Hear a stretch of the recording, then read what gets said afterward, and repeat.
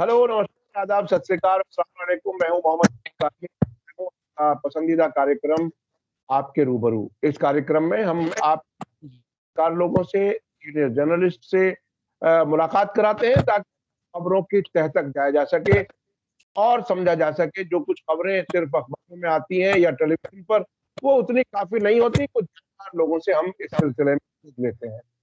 अभी हाल ही में काबुल में एक मॉस्को फॉर्मेट मीटिंग हुई, जिसमें भारत समेत 10 मुल्कों ने हिस्सा लिया है। ये ग्रुप 6 मुल्कों का है, लेकिन कुछ और दूसरे मुल्कों को भी बुलाया गया था जो अफगानिस्तान के सदस्य हैं। उसमें भारत के joint secretary external affairs ministry में जेपी सिंह ने तालिबान की सरकार में deputy prime minister Abdul Salam हनफी से भी मुलाकात की है। ये एक बहुत ही अहम मुलाकात है, क्योंकि भारत के अभी भी तालिबान के बारे में जो कुछ चर्चा होती है वो उससे मैच नहीं खाती। इंटरनेशनल पॉलिटिक्स में इस मीटिंग का क्या मतलब है? अफगानिस्तान को इससे कुछ मिलेगा? तालिबान की हुकूमत के रिकॉग्निशन के कुछ नजदीक जा पाएंगे या नहीं? ये ऐसे सवाल जिन पर मैं समझता हूं सभी को जानने की उत्सुकता है। इस सब पर बात करने के लिए मेरे साथ खास मेहमान है सीनियर जर्नलिस्ट शेख मंजूर साहब, जो एक लंबे अरसे से इंटरनेशनल अफेयर्स को देखते आए हैं। बड़ी मीडिया ऑर्गेनाइजेशन में आपने काम किया है। शेख मंजूर साहब, वेलकम है आपका मीडिया स्टार वर्ल्ड में। आपने हमें वक्त दिया, उसके लिए बहुत बहुत शुक्रिया। आप ये बताइए कि ये मॉस्को में होने वाली मीटिंग कितनी अहम है अफगानिस्तान की इस वक्त के हालात के लिए? कितना क्या कुछ अहम है इसमें जो कुछ वहां पर हुआ है? देखिए प्राणी, एक फारसी कहावत है, खुनूज दिली दूरस। जी। देखिए इसका ये है, दूरियां तालिबान और हुकूमत हिंद के दरमियान इतनी है कि इनको महीनों लग जाएंगे काम करने में। खत्म करने में तो सालों लग जाएंगे, तो काम करने में भी महीनों लग जाएंगे। और दूसरी बात, अगर आप देखेंगे तो लेवल ऑफ रिप्रेजेंटेशन जो गवर्नमेंट ऑफ इंडिया की तरफ से रही है वो जॉइंट सेक्रेटरी लेवल की है। अभी भी दोनों के दरमियान एतमाद साजी का माहौल नहीं बना है, चाहत है, लेकिन उनको दूर करने के लिए ये एक अच्छी पहल थी।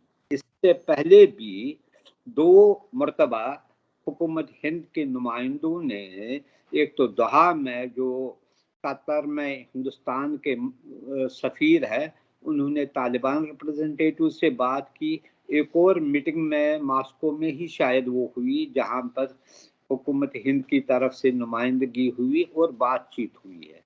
लेकिन ये इनिशियल बातचीत है। इसमें चूंकि आप हिंदुस्तान का मसला छोड़िए, इनके इनफैक्ट जो कंट्रीज तालिबान को सपोर्ट कर रहे हैं वो भी चाहते हैं कि तालिबान ने दोहा एग्रीमेंट में जो वादे किए थे, एक इंक्लूसिवनेस की वादा किया, इसके अलावा ह्यूमन राइट्स पर किया था, वुमेन रिप्रेजेंटेशन पर जो वायदे किया है, अभी उनको पूरा करना है। यहाँ तक कि रूस के वजीर खारजा ने भी ये कहा कि अभी उनको भी ये मौजून टाइम नहीं लगता है रिकॉग्नाइज करने में। हाँ, तो मैं में चैनल्स ऑफ कम्युनिकेशन ओपन रहनी चाहिए, और एनिमी ही क्यों ना हो, लेकिन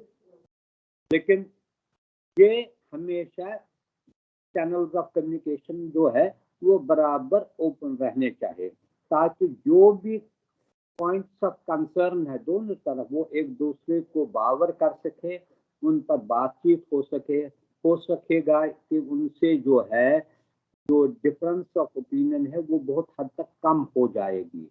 ये मीटिंग भी एक कड़ी है। अगर आप देखेंगे पिछले कई महीनों से बहुत सारी मीटिंग्स हुई है, कुछ ताजिकिस्तान में हुई, कुछ दोहा में हुई, कुछ रशिया में हुई, कुछ दूसरे मुकामात पर हुई। लेकिन सबों की ये ख्वाहिश है कि तालिबान एक स्टेबल गवर्नमेंट दे और जो इंटरनेशनल कम्युनिटी के लिए काबिल कबूल होगा। उसमें کچھ شرائط بھی رکھے ہیں، اور ساتھ ہی ساتھ یہ بھی ایک موومنٹ چل رہی ہے جس میں قطر، پاکستان اور روس اور چائنا بھی شامل ہے۔ وہ یہاں تک کہ کہتے ہیں کہ طالبان کو اس وقت آئسولیٹ مت کیجیے، یہ ریجن کے لیے بہت خطرناک ثابت ہوگا۔ اس لیے ان کی بھی یہ کوشش ہے کہ انٹرنیشنل کمیونٹی کو کسی نہ کسی طریقے سے ان کے ساتھ انگیج رکھا جائے۔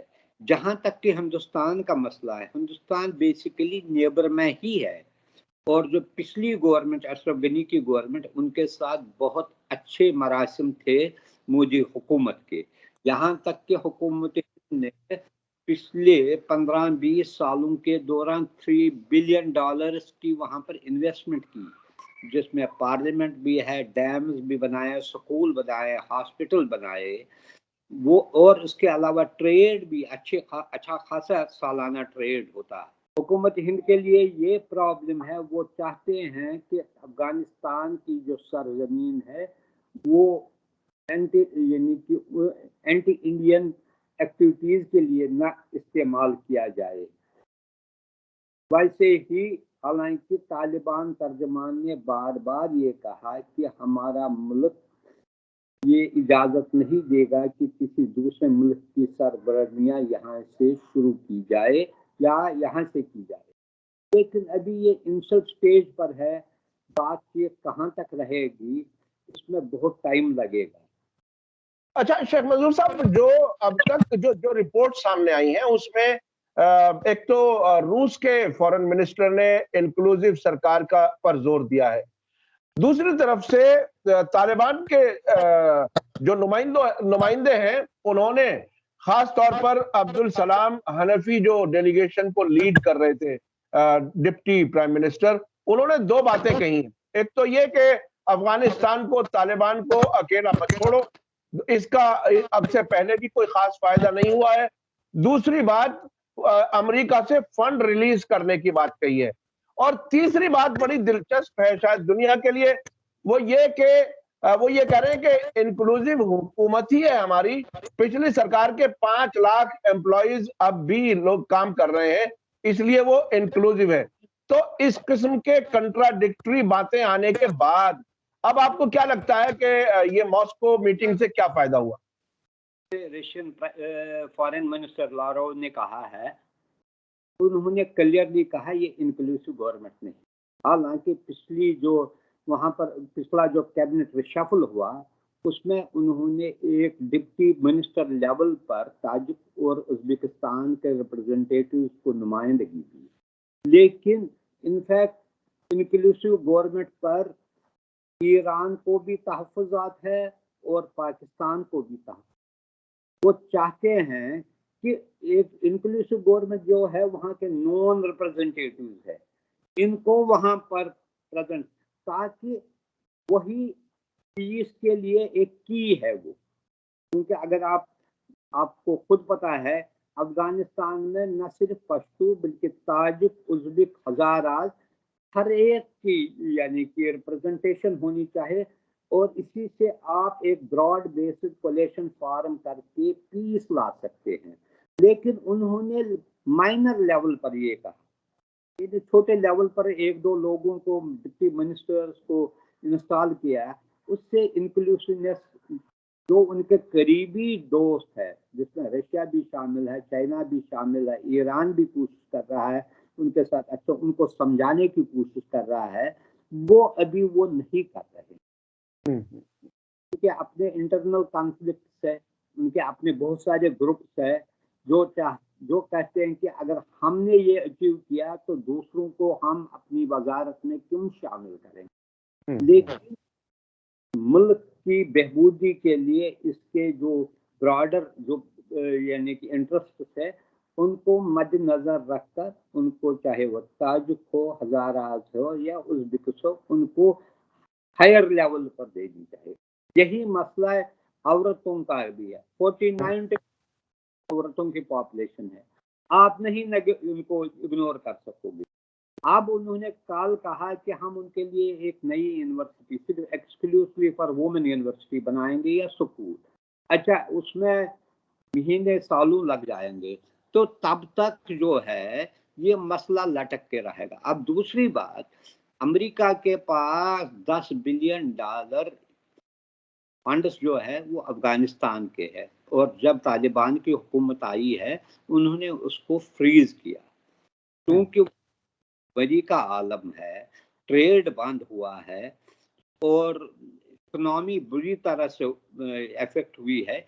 इसलिए तालिबान उनको रिक्वेस्ट कर रहे हैं कि जो फंड्स है रिलीज करे। हालांकि यूएस एडमिनिस्ट्रेशन के अलावा इवन इंडिया ने कहा कि ह्यूमैनिटेरियन मदद हम करेंगे, लेकिन वो एफिशिएंट नहीं होता है, क्योंकि मुल्क की जो ये है जो माइशत है उस पर कोई इम्पैक्ट पड़े। उनका ये कहना, उन्होंने डिस्टर्ब नहीं किया। मेनली जो 4-5 लाख इससे भी ज्यादा है, एक तो 3 लाख तो फौजी थे, इसके अलावा टीचर्स थे, बैंक्स में थे या दूसरे इदारों में जो काम करें, इनको डिस्टर्ब नहीं किया है। लेकिन साथ ही साथ जो है वो भी अफगानी है, वो तो दूसरे कलापों से तो नहीं है। अगर वो वहां पर नहीं होंगे तो कोई दूसरा, और वो पिछले 20 सालों के दौरान वो ट्रेंड हुए हैं अपने सेक्टर में, उनको तरबियत मिली है।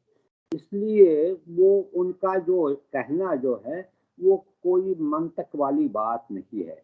लेकिन ये ज़रूरी है, उनको समझना चाहिए है कि अगर इंटरनेशनल कम्युनिटी का सपोर्ट उन्हें गेन करना है तो उन्हें कहीं ना कहीं फ्लेक्सिबिलिटी अपने अप्रोच में दिखानी चाहिए, जिसमें इंक्लूसिवनेस हो। जो जो इमीडिएट नेबर्स है, ताजिकिस्तान, अभी देखिए ताजिकिस्तान के साथ उनके जो है तकरीबन हालात बहुत खराब हुए, यहाँ तक वो बताई थी जड़पों की भी ये, लेकिन टाइमली इंटरवेंशन हुआ और फिलहाल वो एवर्ट हो गया है। लेकिन ये एवर्ट नहीं हो गया।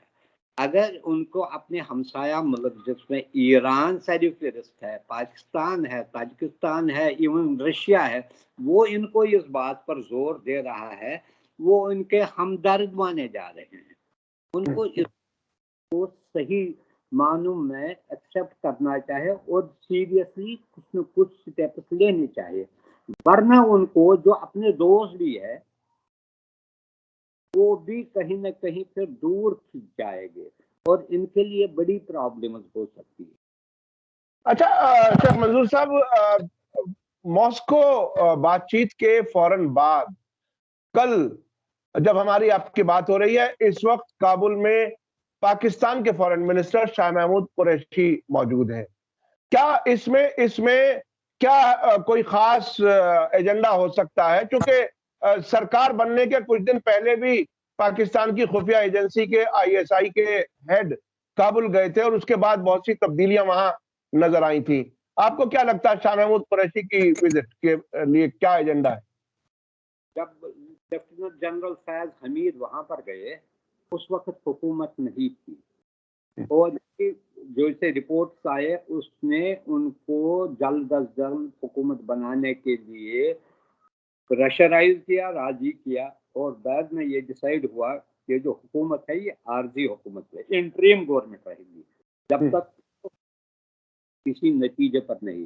कल जब शाह महमूद कुरैशी वहां पर गए, वो एक हाई लेवल डेलीगेशन, उनमें आईएसआई चीफ भी था, उसमें कॉमर्स मिनिस्टर, उसमें बॉर्डर पेट्रोल भी, क्योंकि बहुत सारे मसाइल जो है पाकिस्तान के साथ भी इस गवर्नमेंट को हुए। अगर आपने देखा होगा 2-4 दिन पहले पीआईए ने अपने फ्लाइट्स जो है काबुल के लिए सस्पेंड की, क्योंकि वो पर हरास किया गया। कल के इनके शाह महमूद के डेलीगेशन में पीआईए का चेयरमैन भी था। बॉर्डर पर है, बॉर्डर ट्रेड नहीं हो रहा है, जिससे फल फूल जो है, जो फ्रूट्स, जो पेरिशेबल आइटम है, वो बहुत ज़ाया हो रहा है, और पाकिस्तान से जो गुंदम या शुगर या दूसरे के अशाए जाते हैं वो भी ठप हो गए हैं। इससे पाकिस्तान को जो है बरामदात में बहुत हद तक कमी आई है। इसके अलावा शायद शाह महमूद कुरैशी ये मसले लेकर भी गए हैं इंटरनेशनल कम्युनिटी की तरफ से, कुछ कंट्रीज की तरफ से, بھائی اب دیر مت کیجئے کہ ایک انکلوسیو گورنمنٹ بنانے کے لیے اس میں، کیونکہ اگر آپ دیکھیں گے کل انہوں نے وزیر اعظم یہ جو ہے آخون ملا آخون اس کے ساتھ ملاقات کی، اس کے بعد انہوں نے ٹیلی فون پر 3 اہم لیڈروں سے بات بھی کی، جن میں حامد کرزائی تھا، عبداللہ تھا اور گلبدین حکمتیار بھی تھا۔ حالانکہ انہوں نے یہ کہا کہ وہ ان سے پرسنلی ملنے جاتا، لیکن وقت کی پاسٹی کی وجہ سے وہ انہیں مل نہیں سکا۔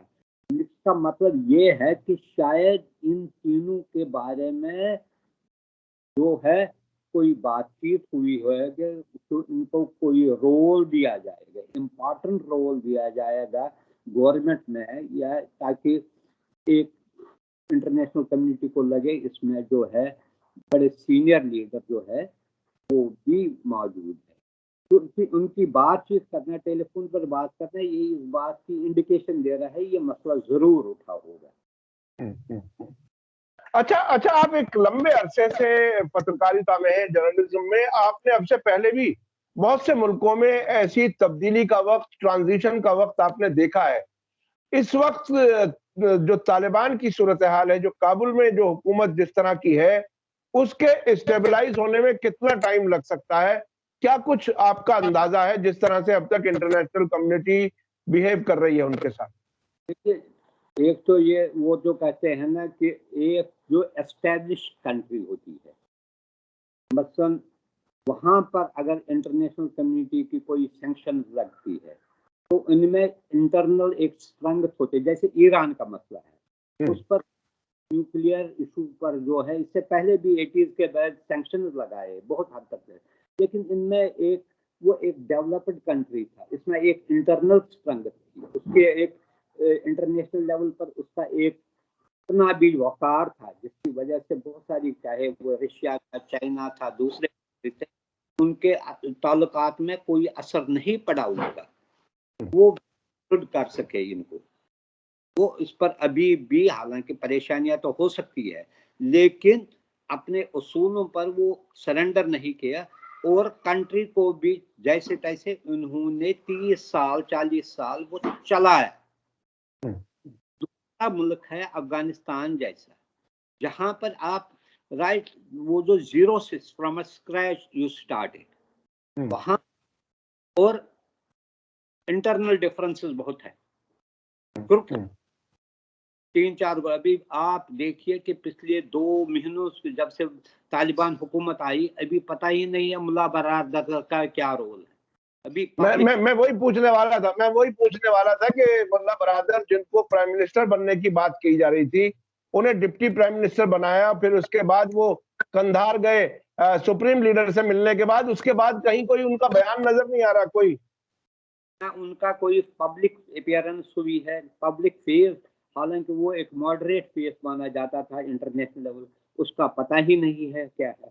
لڑائیاں اتنی ہے، ایک طرف ہوم منسٹر ایک ایکسٹریم پر ہے، جو ڈیفنس منسٹر ہے ان کا دوسرا ہے، جب تک یہ، اور آپ دیکھیے ابھی ان کا بھی جو حکم ہے پوری طریقے سے مانا نہیں۔ ابھی ریسنٹلی کندھار یا قندوز میں لوکل گورنر نے ایشو کیا کہ سارے جو ہے باربر شاپ سے ان کو بند کیا جائے، چاہے وہ مردوں کے لیے، عورتوں کی تو بات ہی نہیں ہے۔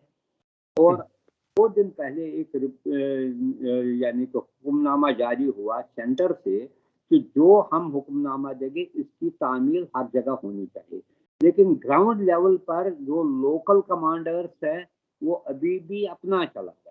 جب تک ریٹ سارے کنٹری میں نہیں ہو جائے گی ان کی، اس کے علاوہ ابھی بھی جو اینٹی طالبان ایلیمنٹ، آپ نے دیکھا ہے 3 دھماکے خاص کر فرائیڈے کے دن ہوتے ہیں، ایک شیعہ مسجد پر ہوا، یسٹرڈے ایک دھماکہ ہوا جو کابل سٹی میں ہوا، حالانکہ انہوں نے کہا جو بھی معصوم IS یا دوسرے جو ان کے جو ٹیررسٹ گروپس ہیں ان کو ختم کیا ہے۔ وہ جو ہے نا بہت ہی کٹھن ہے ڈگر پنگٹ کی، یہ ان کو ٹائم لگے گا اور ساتھ ساتھ ان کو ایکسیپٹیبل بنانا پڑے گا۔ اگر انٹرنیشنل کمیونٹی کو نہیں، ایٹ لیسٹ 10-15 تو ان کے دوست ملک ہے جس میں है, ईरान है, चाइना है, उज्बेकिस्तान, पाकिस्तान, कतार, टर्की जो है, इवन यूरोपियन यूनियन कहती है वो they are ready to negotiate with them,